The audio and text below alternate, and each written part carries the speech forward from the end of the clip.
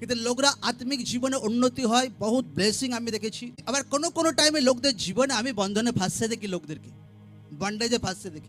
যখন লোকদের সঙ্গে কথা বলি তো আমি বুঝতে পেরে যাচ্ছি এই ব্যক্তি এর মধ্যে এই বন্ধন কাজ করছে।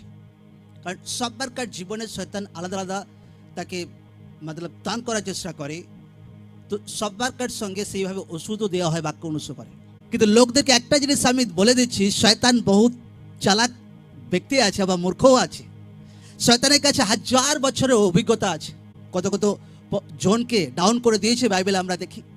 কত কত ব্যক্তিকে শয়তান তাদের জীবন সঠিক রাস্তা থেকে বেঠিক রাস্তাতে নিয়ে গেছে, বাইবেলে আমরা দেখেছি। তার বছর হাজার বছরের তার অভিজ্ঞতা। কিন্তু কিভাবে কোনো ব্যক্তি যার জীবনে ঈশ্বর প্ল্যানিং করে, আমি দেখেছি লোকদের জীবনে যে 10 জন ব্যক্তি দেখেছি, আচ্ছা বহু তোমার জীবনে একটা প্ল্যানিং ঈশ্বর রেখেছি, কিন্তু পুরা কমপ্লিট পুরা হতে দেখেছি সারা জীবনে 10 জনকার মধ্যে মাত্র 2 জনকার জীবনে।